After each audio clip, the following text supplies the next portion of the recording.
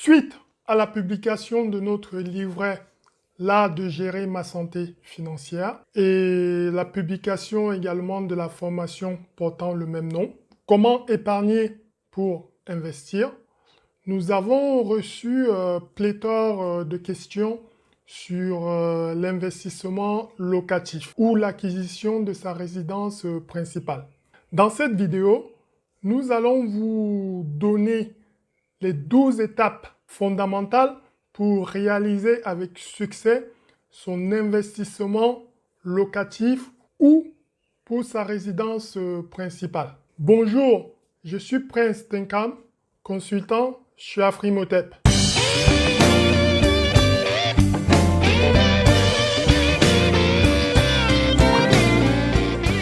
Pour nous aujourd'hui, il est hors de question de mettre d'un côté l'acquisition de sa résidence principale et un investissement locatif. Nous pensons que lorsque vous voulez acheter un bien immobilier, que ce soit votre résidence principale, que ce soit un investissement locatif, il faut vraiment penser en tant que, comme un entrepreneur, c'est-à-dire votre résidence principale aujourd'hui, il faut faire votre business plan et se dire que dans 2, 3, 5, 10 ans, vous pouvez revendre cette maison ou cet appartement et s'assurer que vous allez faire une bonne affaire. Nous allons donc lister et parcourir les 12 étapes essentielles pour réaliser un bon investissement locatif, mais aussi un bon investissement de votre résidence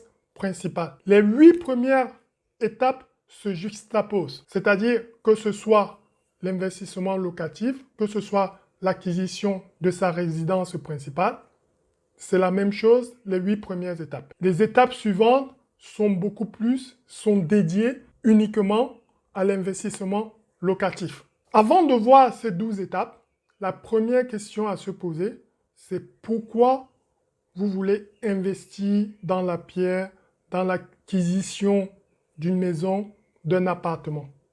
Quelle est la destination de votre investissement? Nous avons vu dans des précédentes vidéos que lorsqu'on investit, lorsqu'on fait un investissement immobilier, il ne faut pas simplement penser au cadre fiscal, aux réductions d'impôts, mais surtout, quelle est la valeur actuelle du bien qu'on souhaite acquérir et quelle sera la valeur une fois que vous aurez remboursé tous vos crédits, de telle sorte que vous réalisez une bonne affaire. Réaliser une bonne affaire, c'est quoi? C'est vous prenez le prix d'achat, vous rajoutez les frais de notaire, et une fois que vous avez remboursé vos crédits, est-ce que vous pourrez revendre cet appartement en réalisant une plus-value? C'est ça la bonne affaire. Après, on peut un peu plus développer le calcul en se disant, si j'avais placé cet argent en banque, au bout de 15 ans, 20 ans, combien j'aurais eu? C'est comme ça, il faut toujours avoir l'esprit de l'investisseur, quel que soit votre achat. Résidence principale, RP ou investissement locatif. À chaque étape de cette vidéo, nous allons vous fournir notre clé de succès, voire nos secrets. Passons donc à la première étape. Pour cette première étape, il s'agit d'établir sa capacité de financement. Vous avez vu dans notre vidéo formation L'art de gérer sa santé financière, nous insistons sur votre stratégie d'épargne, sur l'élaboration et le suivi de votre budget. Lorsque vous avez déjà mis en place ce suivi de votre budget et votre stratégie d'épargne, au moment d'engager les premières négociations pour l'achat, pour votre investissement immobilier, vous ne serez pas surpris. Vous aurez des outils pour pouvoir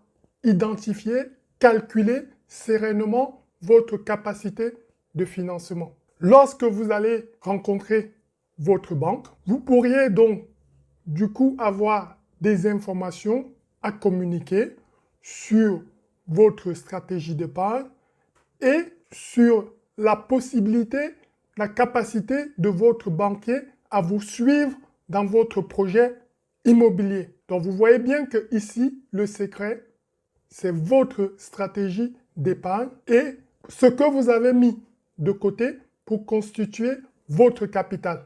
Maintenant, il s'agit également dans cette étape, au préalable d'avoir effectué votre business plan, nous n'insisterons jamais assez sur le fait que vous devez prendre vos décisions non seulement sur une réalité économique, c'est-à-dire un modèle économique, mais ce modèle économique est déjà connu. Il s'agit de la location. Mais lorsque vous constituez votre business plan, vous allez élaborer, on va dire, le rationnel financier qui va accompagner votre projet.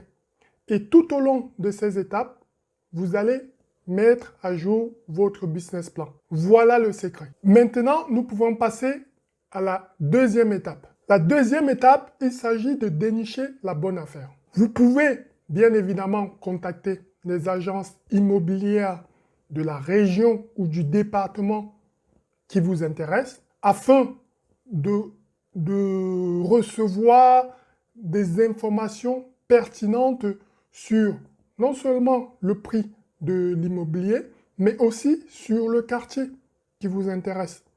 C'est-à-dire les commodités qu'il y a dans ce quartier, c'est-à-dire les établissements scolaires, secondaires, voire universitaires qu'il y a dans ce quartier. Des informations également sur des prix à la location. Il est pertinent de réaliser son investissement immobilier ou l'acquisition de sa résidence principale dans un quartier coté ou dans un quartier ou dans une ville où il y a des projets d'investissement pour mettre en valeur le territoire. Exemple concret, la première couronne de Paris, des villes de la première couronne de Paris, actuellement, on a un projet concret, c'est le Grand Paris.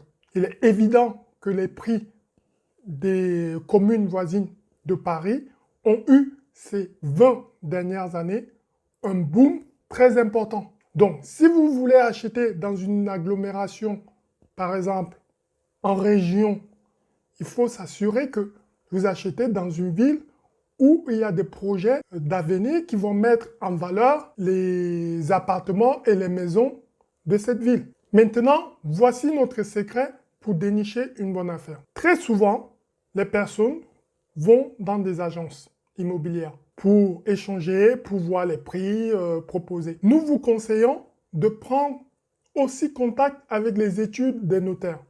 C'est pas connu, c'est pas répandu, mais les notaires ont aussi des biens qu'ils revendent suite à des successions. Ils ont la capacité, avec des taux, avec des commissions inférieures à 4%. Avant mars 2016, il y avait un taux national pour toutes les études de notaire et pour toutes les transactions immobilières qui était de 3,9%. Aujourd'hui, les prix varient selon les études de notaire. Donc on voit que par rapport à la commission dans les agences immobilières qui est souvent de entre 5 et 7%, chez les notaires, c'est beaucoup plus faible. Mais en plus de ça, parfois, comme il s'agit de questions de succession, parfois même, on peut réaliser des bonnes affaires. Pourquoi? Parce que les gens sont pressés à vendre des biens sur lesquels ils doivent payer des frais de succession. Voyons la troisième étape, négocier le prix. Très souvent, les personnes, lorsqu'ils veulent acheter un bien, si le prix d'achat fixé est de 200 000 €, qu'est-ce qu'ils se disent? On va faire une réduction de 10%. Donc, je vais faire ma proposition à 180 000 €. Mais cette proposition est basée sur le prix du vendeur, pas sur votre prix. Donc, encore une fois de plus, c'est votre business plan qui va faire la différence.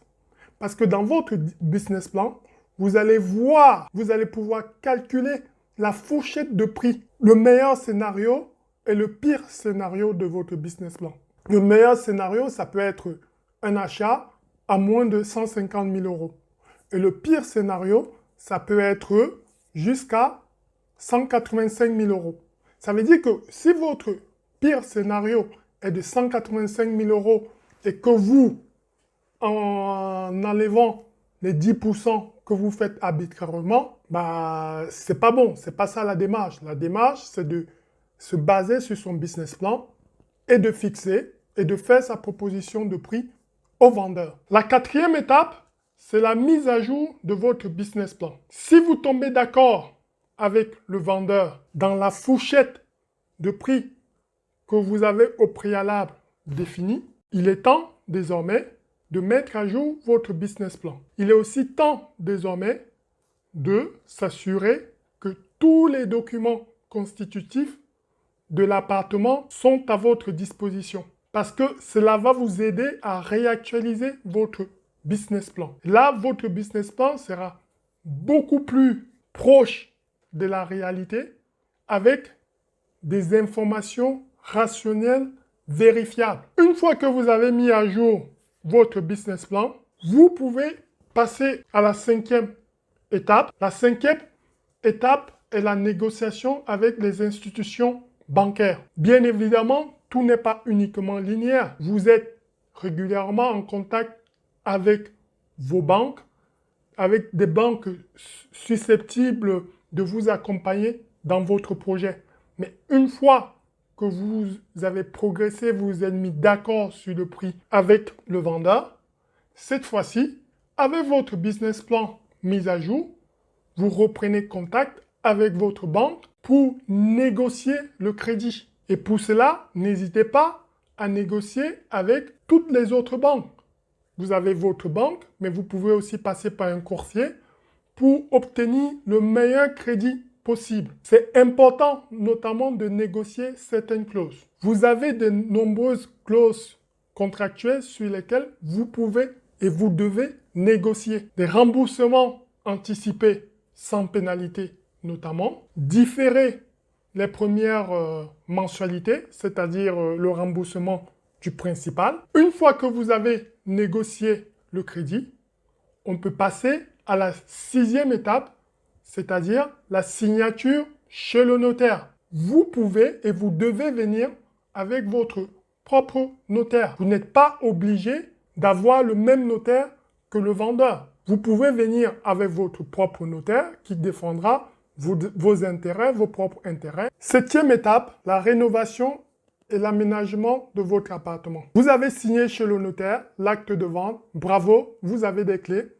Il est temps maintenant de passer aux choses concrètes. Ne faites pas l'erreur que certaines personnes commettent, c'est-à-dire de rentrer dans l'appartement tel quel. Vous devez, dans la mesure du possible, rénover votre appartement. Vous devez vous sentir à l'aise dans cet appartement. Si c'est pour un investissement locatif, vous devrez être en mesure de vivre dans cet appartement. C'est parce que vous aimez votre appartement que d'autres personnes, les futurs locataires, apprécieront également cet appartement. Prenez contact avec des professionnels pour qu'ils vous donnent à nouveau leur avis sur ce que vous pouvez faire. Un bien rafraîchi, rénové du sol au plafond se loue beaucoup plus rapidement. Ensuite, quant à l'aménagement de l'appartement, vous devrez y mettre des biens de qualité. Ne cherchez pas uniquement le moins cher. Le moins cher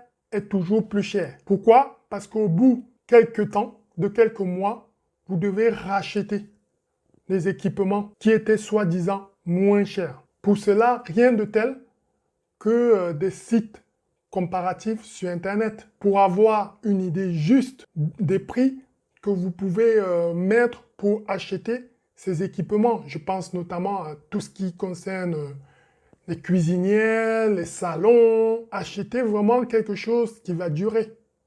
Parce que cela va aussi donner de la valeur à votre appartement. Huitième étape. La huitième étape, il s'agit de la réactualisation de votre business plan, de votre plan d'affaires. Vous allez dire que nous insistons décidément sur le business plan. Oui, puisque c'est notre secret. C'est à partir d'un business plan solide que vous allez réaliser une bonne affaire. Et tout au long de ces étapes, de ce process, vous allez mettre à jour votre business plan. Là, vous avez eu vous avez négocié le prix avec le vendeur, vous avez effectué le montage financier avec votre banque, vous avez signé chez le notaire, vous avez rénové, équipé votre appartement, donc ça fait des coûts réels que vous avez. Donc, il est important de réactualiser votre business plan pour vous assurer que vous respectez votre plan de marche. Cela va vous apporter beaucoup d'assurance et vous allez avoir des données rationnelles sur votre choix d'investissement, sur la façon dont vous menez votre affaire. Là, nous allons aborder les 9e et 12e étapes. Donc, ces étapes concernent essentiellement l'investissement locatif. Mais pour faire le point sur votre business plan, par rapport à votre résidence principale, à date, vous êtes déjà en mesure de savoir si vous avez respecté votre budget, votre plan d'affaires. Et il ne tient qu'à vous aujourd'hui de rembourser votre banque et également de voir si dans 1 an, 2 ans, 3 ans, vous souhaitez vendre votre appartement ou le mettre en location. Tout dépend de votre volonté, tout dépend de votre choix. Vous pouvez acheter un appartement ou une maison pour votre résidence principale.